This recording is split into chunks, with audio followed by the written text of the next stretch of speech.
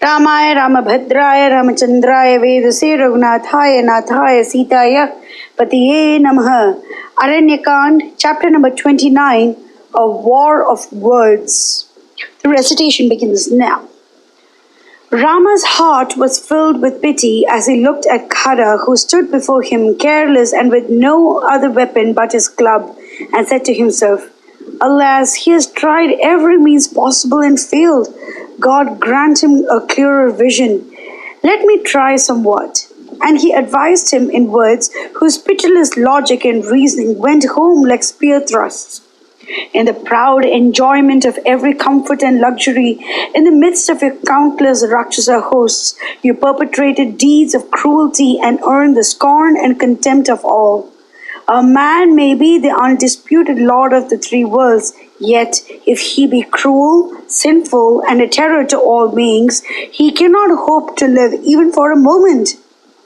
Men destroy him who is ever bent on the ruin and misery of others, even as they crush a serpent wherever they come upon it.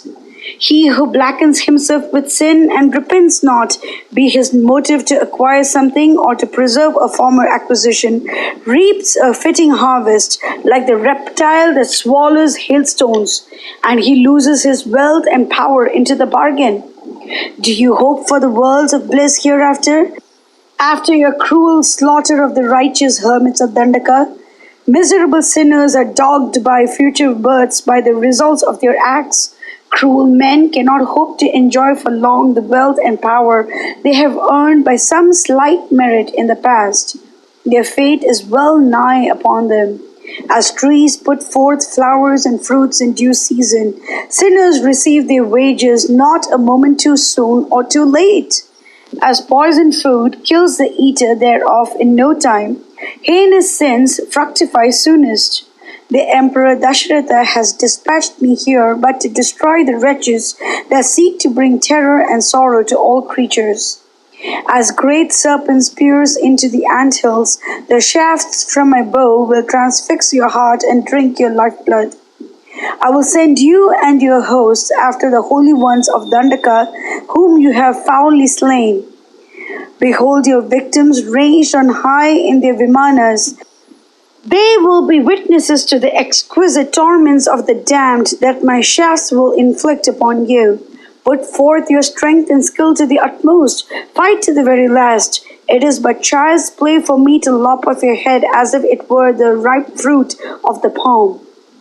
The cruel taunts of Rama struck home. Khara was beside himself with rage, and his eyes flashed fire as he roared with a thunderous laugh. Puny mortal! Pride not yourself upon the easy victory you had over a parcel of street Rakshasas, the scum and refuse of the class. Excellent breeding to blow your own trumpet and blare your own impotence. Heroes and lords of men are never blind with pride and strength. They are never guilty of brag. It is left to degraded specimens of the Kshatriyas like yourselves, mean and cowardly. Know you of any noble warrior that descants upon his high lineage when death brushes him with his wings on the field of battle? The weak fire that runs along the grass looks gold, but can it scorch anything? Even so, the braggart looks very much like a hero at the moment, but betrays the coward in him. His acts bear no relation to his words, and you are one of them.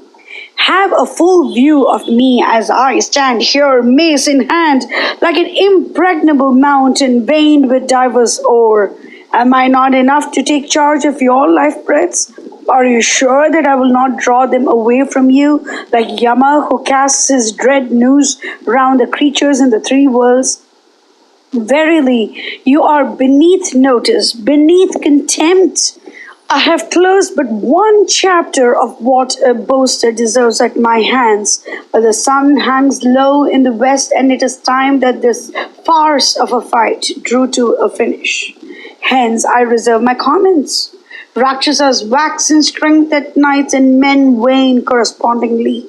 It is a holiday task for me to crush you out of existence then, but I refrain, as it would cast a slur on me. My warriors whom you have wantonly killed call upon me to avenge them, and the tears of the kin shall flow no more. He emphasized his resolve by whirling his club aloft and threw it at Rama with deadly intent.